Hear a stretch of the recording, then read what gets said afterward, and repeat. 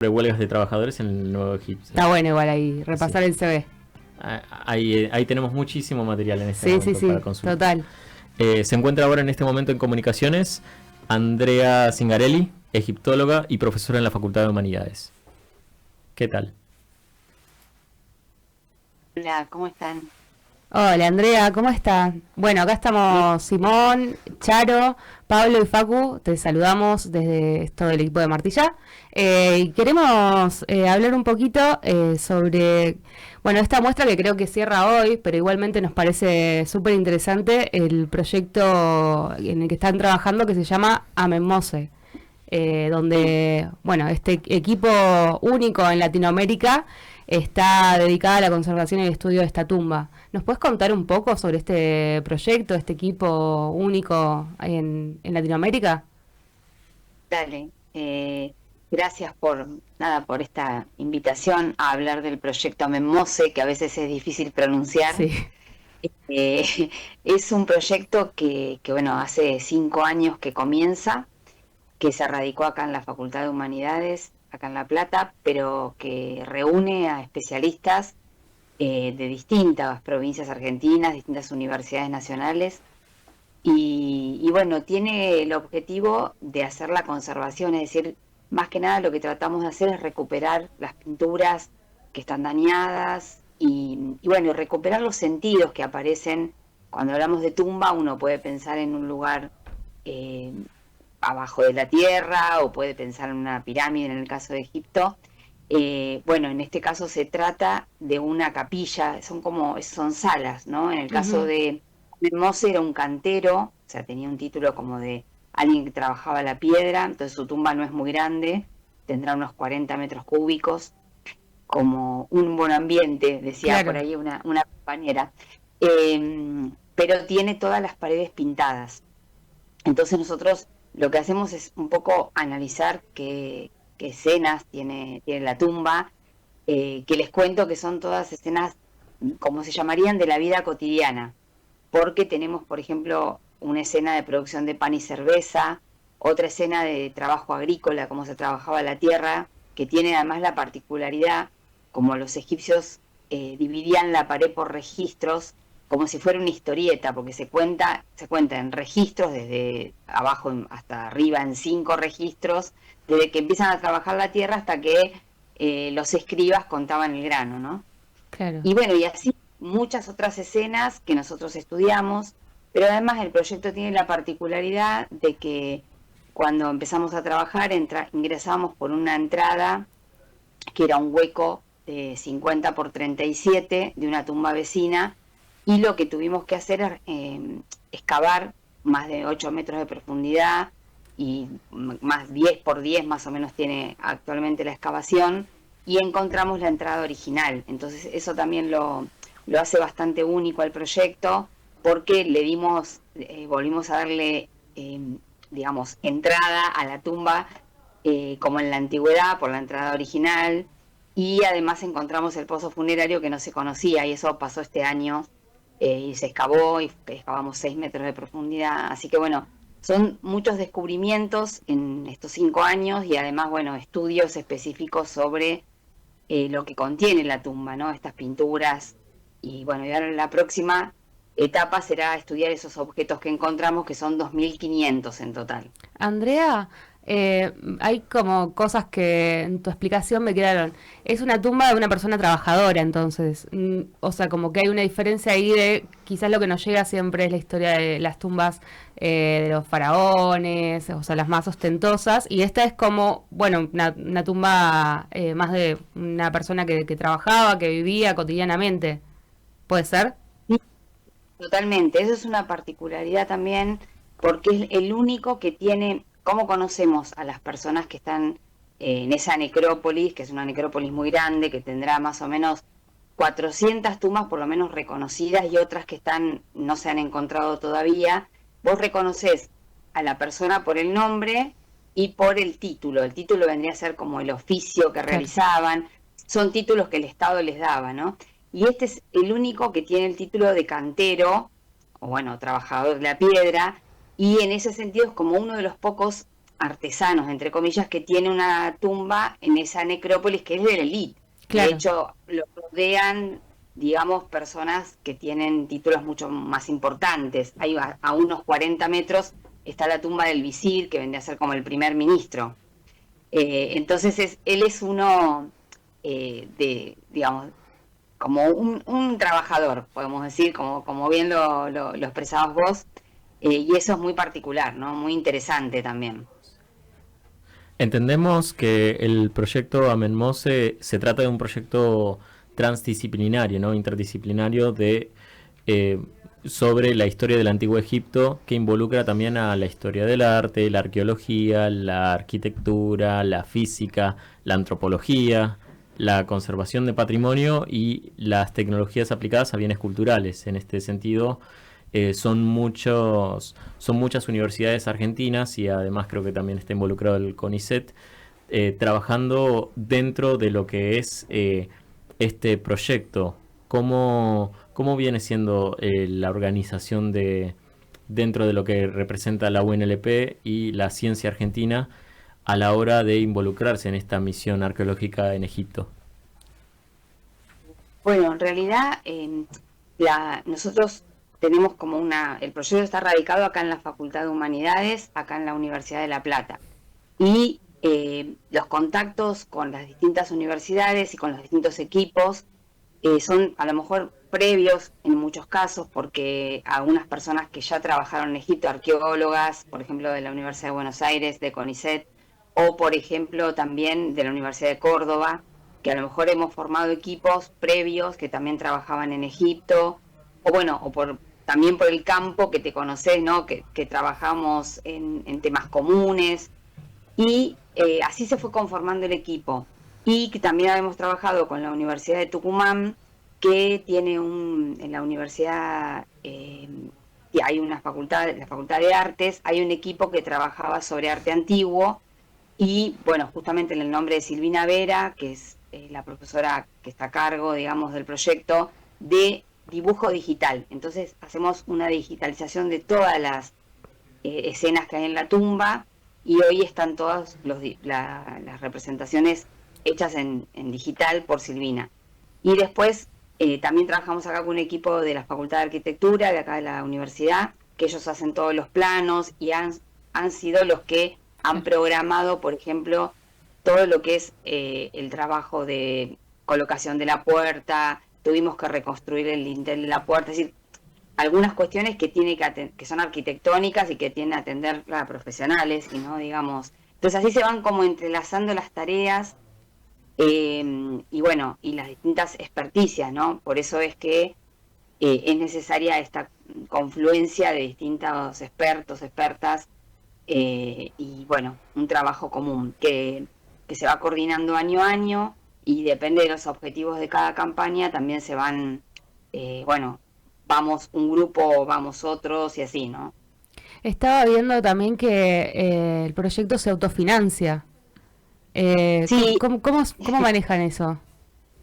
eso es lo más complicado de todo, porque bueno, Egipto es algo que fascina, por un lado, porque primero que es un tema que, bueno, que se liga al descubrimiento, a la importancia que tiene la conservación, por ejemplo, de las pinturas que son patrimonio de la humanidad, pero por otro lado es bastante difícil llegar allá, sobre todo por el tema de los precios de los pasajes. Claro. Entonces, cada uno se paga su pasaje. A veces hay subsidios que cada universidad puede otorgarle a una investigadora o un investigador, pero no es un subsidio que conseguimos para todos, ¿no? Y en ese sentido, lo que hacemos es, bueno, sobre todo conseguir a través de, no sé, rifas o venta hacemos ferias de platos acá en la facultad, y eso hace que, bueno, podamos también hacer un proyecto completamente argentino. Podríamos coordinar con otras universidades externas, pero eso implicaría también, bueno, que dejaría de ser un proyecto argentino. Lo Claro. mismo podríamos vincularnos también claro, porque la sede tendría que ser en otro lado, cuando financia, digamos, a lo mejor otra universidad o otra facultad, bueno, es distinta, digamos, la coordinación que se debería hacer. Entonces, en ese sentido, bueno, optamos por autofinanciarnos y que siga siendo un proyecto absolutamente argentino. Igualmente, cada año aplicamos a distintas convocatorias internacionales, pero lo que sucede, por ejemplo, acá en el país, que hay convocatorias, pero en general es para proyectos que se desarrollan más bien en el país, ¿no? Claro. Y no tanto algo para hacer afuera. ¿Cómo fue el recibimiento del proyecto Amen Mose en Egipto? Bueno, en ese sentido siempre tuvimos muchísimo aval del ministerio desde el primer momento que presentamos el proyecto, y cada año la verdad que siempre es nos dan todos los años el permiso y no hemos tenido nunca ningún problema, al contrario. Nosotros trabajamos con más o menos 30 trabajadores egipcios cada año, que son los que hacen el trabajo en general manual. Ellos no permiten que lo hagamos nosotros, sino que ellos contratan, digo ellos porque hay una mediación en general con el ministerio, ¿no? Entonces nosotros debemos trabajar con esas personas que además es su trabajo y bueno, hay que respetar también su experticia, digamos, más bien en el trabajo cotidiano, en el día a día, ¿no? Y nosotros más que nada lo que tenemos es como más experticia en a lo mejor elaborar los informes, Claro. bueno, con ellos a veces poder las cuestiones más técnicas, hablarlas, discutirlas, pero los trabajadores son totalmente egipcios, ¿no? Igualmente trabajamos con una conservadora, siempre todos los años, conservadora digo no en el sentido político del término, sino una persona que se dedica a conservación, que trabaja conjuntamente con el equipo de conservación, que en este caso lo coordina Miriam Jara, que es de acá del Archivo Histórico del Rectorado, de acá de la universidad, y también tenemos a veces inspectoras mujeres que vienen y controlan todo el trabajo que se hace cada día, ¿no? Cotidianamente. Y también hay una experta en cerámica egipcia que trabaja con nosotros también, que ella claramente es un trabajo técnico, ¿no es cierto? Y bueno, así es un poco el recibimiento, digamos, del ministerio y también de los trabajadores egipcios con nuestro trabajo.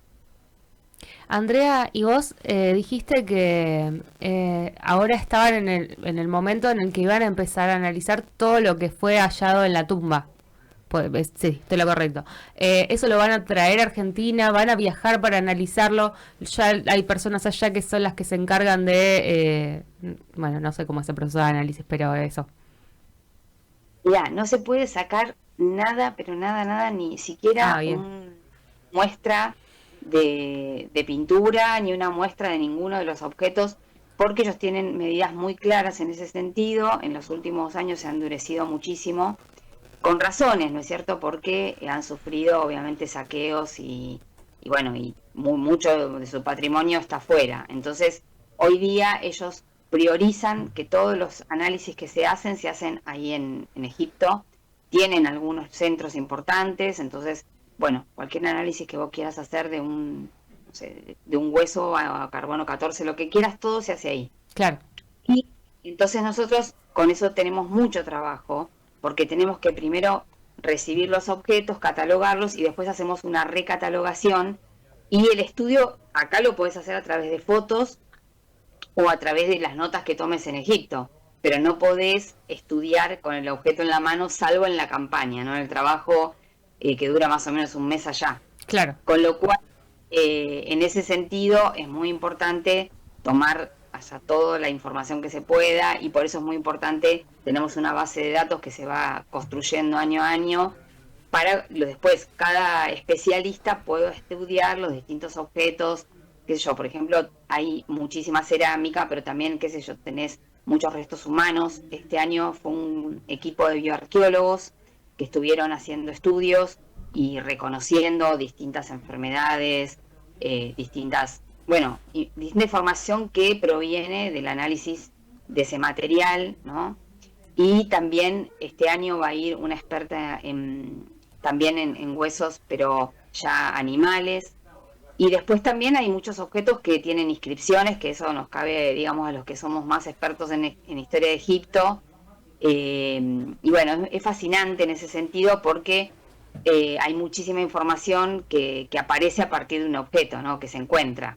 Toda una vida, toda una historia, todo lo que pueda aparecer a partir de un objeto. Así que, bueno, hemos empezado ya a estudiar, pero como son muchísimos, son 2.500, estamos preparados. Sí. Todo lo que llevaban a la tumba. Toda la vida, para más o menos, para estudiar esos hallazgos, ¿no? Yo te quiero pedir, si se puede igual, estuvimos ahí mirando un poco todas tus publicaciones, tus papers, me interesó mucho que sabes o trabajas mucho con la historia de la clase trabajadora de Egipto, las luchas de, no sé si decirlo así, pero como la lucha de clase precapitalista. ¿Nos puedes contar un poco cómo era la vida de la clase trabajadora? Porque yo siento que recién le contaba acá a los compañeros, yo me llevé esta materia que hablábamos y hablábamos de los faraones. ¿Nos contás brevemente cómo era la vida de un trabajador ahí? Sí, claro. Bueno, a mí siempre fue un tema, como te diste cuenta, como se han dado cuenta, me interesó siempre mucho. Tiene que ver con mi propia formación acá en la carrera de Historia de la Facultad de Humanidades, que siempre hay como un interés por la historia desde abajo, ¿no? Claro. Entonces, yo creo que me marcó y mi interés también viene de ahí. Y en Egipto vos tenés, nosotros, mucha información, por ejemplo, a través de la literatura, por eso es que nosotros encaramos primero ese análisis de los textos literarios que escuchaba cuando entré, que estaban hablando de eso, porque ahí, por ejemplo, hay un texto literario que incluso uno de los egiptólogos que trabaja en el equipo hizo una tesis sobre eso, que habla de la primera revolución social de la historia. Y es muy interesante porque en ese relato que se cuenta, el que lo cuenta negativamente, ¿no? Diciendo, bueno, los que eran pobres ahora son ricos, y los que eran ricos ahora son pobres, ¿no? Entonces, muy interesante como esa inversión del orden social, y ahí se mencionan en ese relato muchísimas clases que de otra manera vos no tenés forma de verlas en el registro, porque los registros, obviamente, del Estado, que son los que obviamente tienen el monopolio de la escritura, porque no todos podían leer y escribir, y además no tenía tampoco mucho soporte donde. Entonces ahí la información que te llega, tenés ese tipo de relatos que te cuenta con una mirada negativa a estos grupos que pueden acceder a otras, digamos, en algún momento donde hay una crisis, por ejemplo, pueden acceder a propiedades o a bienes.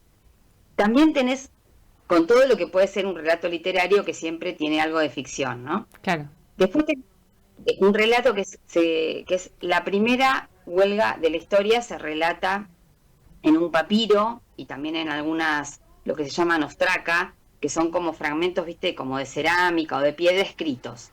Y se cuenta que los trabajadores, que en este caso son trabajadores del Estado, pero son trabajadores artesanos, podrían ser como contemporáneos de Ahmed Mosse, lo que pasa que ocurrió unos 150 años después de que Ahmed Mosse vivió, ¿no? Claro. Pero, bueno, interesante porque ahí lo que se cuenta es que van a las puertas del templo a reclamar su paga, hacía 20 días que no les pagaban, y hacen una sentada, y además de una sentada, pasan la noche y terminan arrojando piedras, bueno, y muestra el conflicto, la conflictividad política también entre distintas áreas, digamos, de gobierno, en este caso el templo, que es el que les pagaba las raciones.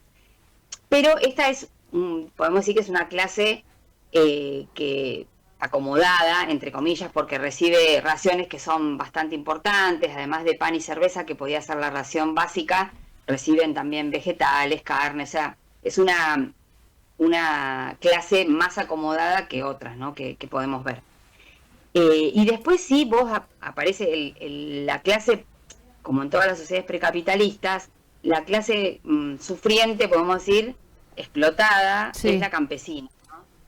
Y eso tenés algunos relatos donde aparece, hay un relato que también es un relato literario, pero se describe, bueno, el campesino y todas las vicisitudes que encuentra para poder trabajar el campo y poder tener, digamos, parte de la cosecha para entregar al Estado, y no la tiene, y entonces llegan, obviamente, los oficiales del Estado, con entre comillas, la policía de la época, y lo muelen a palos a la familia. Bueno, un poco describe algo que es un poco estereotipado, si querés, y un poco exagerado, pero no debía ser muy lejos de la realidad de estas personas, ¿no? Que eran las que trabajaban en la tierra y eran las que tenían que, bueno, que entregar parte, o más bien casi toda su producción al Estado. Claro, una historia de opresores y oprimidos. Sí, totalmente. Sí. No sé si contesté tu pregunta, Me porque encantó. quise ir un poco... No, sí. Ejemplos de distintas clases, ¿no? No una sola. Sí, me encantó también la revuelta que hicieron, la sentada. Podemos ver entonces el material publicado. Estoy viendo ahora el libro publicado gratuitamente en el material de memoria académica del repositorio institucional de la Facultad de Humanidades de la Universidad Nacional de La Plata. Te estuvimos stalkeando, básicamente. En este caso hay un material, en este caso muy interesante, el libro Conflictos Sociales a fines del Imperio Nuevo Egipcio, los robos a bienes simbólicos. Claro, ahí pero... perdón, disculpame que te interrumpa. Sí, no, en este libro veo que hay publicados, entre ellos, varios capítulos que son de tu autoría, ¿no?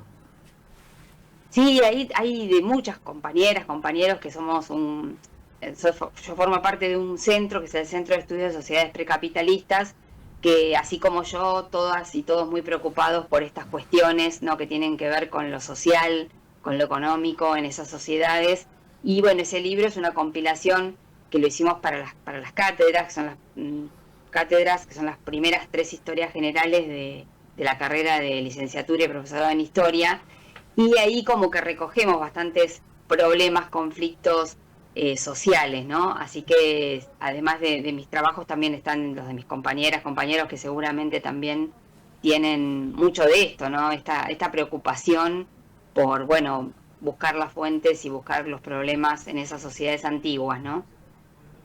Un desafío, además, me imagino, buscar fuentes de algo que pasó hace tanto tiempo, y un poco lo que vos decías, ¿no? De quienes quizás no tenían esa posibilidad de dejar registro. Así que, nada, aplaudimos eso. Y quería volver un poco al proyecto, y que yo creo que ustedes están mostrando, haciendo una muestra del proyecto en la Facultad de Humanidades, que termina hoy, según tengo entendido. No sé si se va a extender. Ya, no, porque hasta mañana, el que quiere ir mañana pueden ir hasta las 2, 3 de la tarde, está abierta la facultad. Pero no, porque la semana que viene empieza toda la actividad electoral en la facultad, y justo en parte de ese espacio se utiliza con esos fines, entonces va a ser hasta mañana. Pero calculo que la vamos a volver a reponer, a lo mejor en algún otro espacio de la universidad, para que los que no pudieron ir hasta la facultad la puedan ver, la puedan apreciar. La verdad que vale la pena, porque como dice la frase, una imagen vale más que 1000 palabras, y creo que en las imágenes se condensan sentidos, expresiones, emociones, trabajo, ¿no? Científico. Entonces creo que ojalá que la podamos volver a reponer y se pueda visitar, porque vale la pena, ¿no? Vale la pena ver un poco el trabajo que hacemos, y si no, simplemente disfrutar de una foto. Total. Y además tienen redes sociales. Tenemos una, @proyecto Amenmose. Amenmose, sí. Yo sé que es difícil, pero es Amen, como Amén, y Mose, que quiere decir el nacido de Amón, porque Amón era el dios más importante, que en realidad Mes o Messi, que acá es Mose, ¿no? Significa nacido, ¿no? Mira. Messi. Claro, tal cual. Y Amén es Amón, el dios Amón, así que es Amén Mose. Digo que por ahí es difícil de escribirlo. Y después también tenemos una asociación civil que creamos justamente para juntar fondos para llegar a las campañas. No sé si lo puedo decir. Sí, ¿esto? sí, justo mira, Sí, acá sí. me estaban preguntando si Sí, querías para pasar. ayudarte, la gente que está interesada, al margen de informarse, también si quieren colaborar, había un alias que puede ser de mucha ayuda. Totalmente, todo nos suma. A veces gente que no nos conoce dona mínimo, pero no saben cuánto es, porque si cada uno dona algo mínimo, va Sí. sumándose y así realmente llegamos. Las campañas que hemos hecho son todas con contribuciones de amigos, familiares, colegas, estudiantes o gente que realmente, porque siente, dona algo y ya nos suma. Tampoco es que las campañas son tan caras en sí, ¿no? Pero el tema es, bueno, nada, que Sí. necesitamos pagarle a los trabajadores, el material y demás. Ok, Y sí. el alias, Sí, dale. el alias es...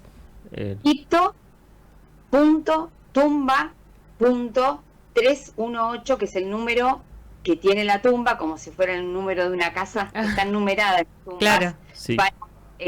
Para que la gente las pueda identificar, sobre todo los investigadores. Y bueno, se ha hecho un catálogo y así es el número de Amen Mose, 318. Egipto.tumba.318. Lo estamos viendo ahí en pantalla. Genial. Bueno, te agradecemos muchísimo por hacerte el espacio para hablar. La verdad que nos encantó esta charla, nos encantó hablar de esta temática que es súper interesante. Y bueno, más que invitada, si quieres algún día también acercarte al piso de Radio Estación Sur también. ¿Cómo no? Sí, me encantaría. Y bueno, y seguimos, porque seguramente hay muchas más cosas. Yo les agradezco mucho porque realmente es una conversación súper cómoda y bueno, y se nota el interés. Así que gracias. A vos. O vamos a hacer el programa ya, a Egipto. Vamos a hacer el programa de Egipto. Vemos la logística y lo Vamos a organizamos. hacer un especial, ¿no? En Egipto, me Egipto. encanta, en la tumba. En la tumba de Amen Mose. Estaría buenísimo, soñar no cuesta nada. Andrea Zingarelli, muchas gracias. Andrea Zingarelli, egiptóloga, líder del proyecto Amen Mose, docente en la Facultad de Humanidades, ha conseguido recién una entrevista para Martí Ya. Vamos a una tanda y ahora volvemos.